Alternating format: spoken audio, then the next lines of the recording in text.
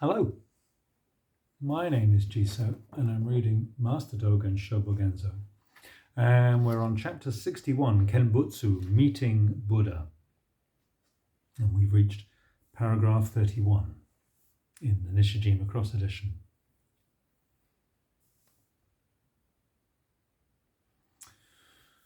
At the time Shakyamuni Buddha on Vulture Peak addresses the Great Assembly through the Bodhisattva Medicine King. If we are close to a teacher of the Dharma, we instantly attain the Bodhisattva way. And if we learn following this teacher, we are able to meet Buddhas numerous as the sands of the Ganges. Closing lines of the Lotus Sutra. Being close to a teacher of the Dharma describes the second patriarch's 8 years of serving his master, after which he gets the marrow with his whole arm. It describes Nangaku's 15 years of pursuing the truth. Getting the master's marrow is called being close. The Bodhisattva way is me being like this and you also being like this.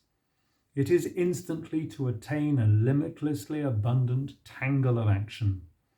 Instant attainment is not the acquisition of that which has been manifested since ancient times, is not the first attainment of that which has never before occurred, and is not the rounding up of an amorphous state that exists in the present. Getting free of attainment of being close is called instant attainment. Therefore, all attainment is instant attainment. In regard to learning following this teacher, being as if an attendant is the ancient example, and we should research it. Just at the moment of this action, direct experience of being able to meet is present. In that state, we meet Buddhas as numerous as sands of the Ganges. Buddhas as numerous as sands of the Ganges are just individual instances of the state of vigorous activity itself. Do not run cringing to meet Buddhas as numerous as sands of the Ganges. First, apply yourself to learning following a teacher. To learn following a teacher is to attain the Buddha view. Shakyamuni Buddha addresses the assembly, all of whom are experiencing the truth of Bodhi.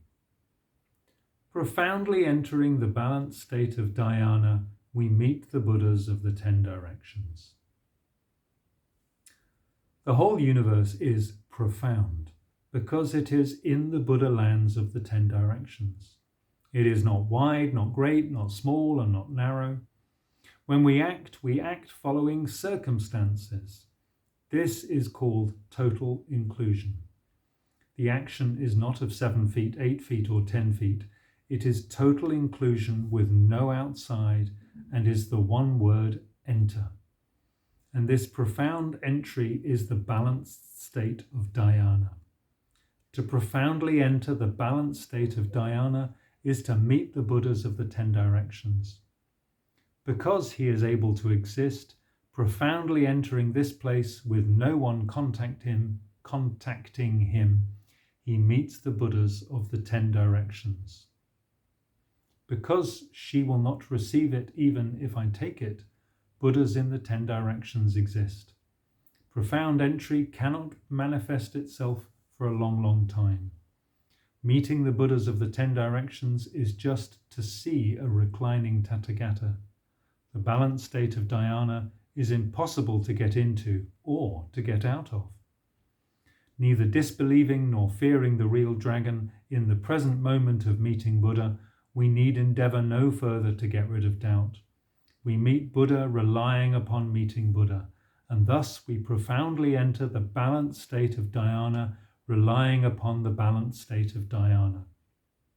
This truth of the balanced state of dhyana, meeting Buddha, profound entry, and so on, has not been produced in the past by folk who ponder it at leisure, and then passed on to the folk of today.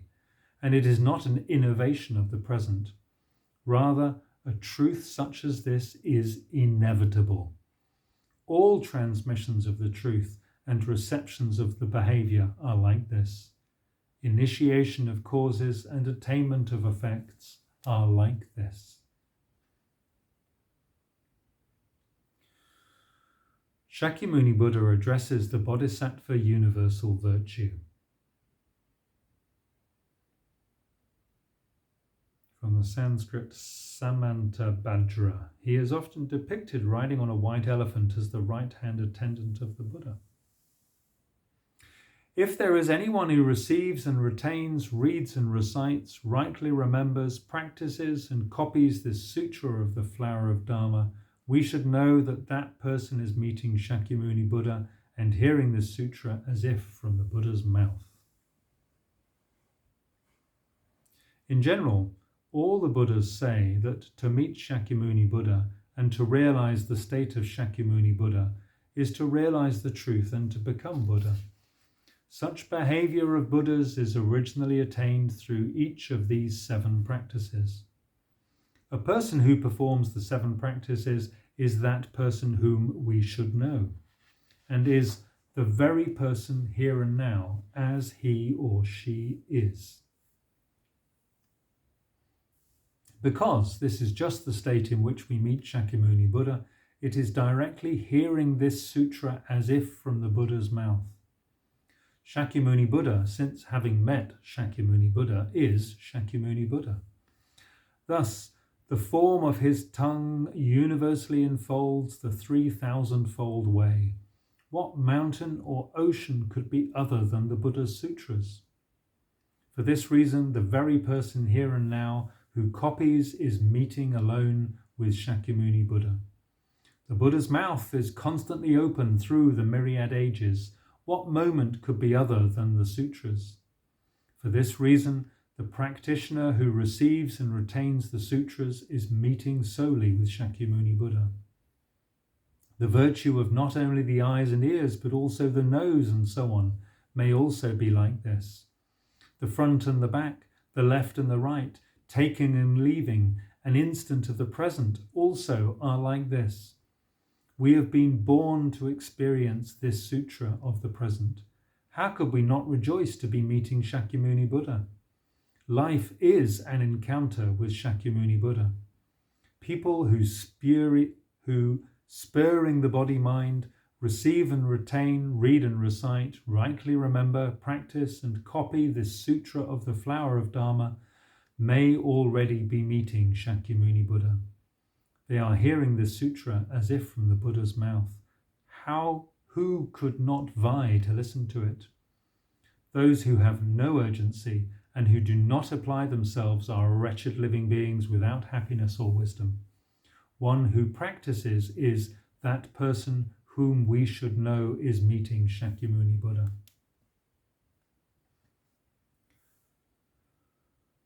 Shakyamuni Buddha addresses the Great Assembly. If good sons and good daughters, hearing my preaching of the eternity of the Tathagata's lifetime, believe and understand it with a profound mind, then they will see the Buddha constantly existing on Mount Gradakruta. Gosh, that's a massive pile-up of consonants. Grudrakuta, surrounded by an assembly of great bodhisattvas and many shravakas, and preaching the Dharma. And they will see this Saha world with its land of lapis lazuli, even, level, and right. This profound mind means the Saha world.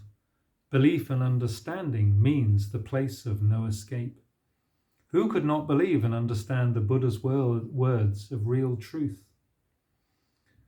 That we have met this sutra is an opportune circumstance that we should believe in and understand.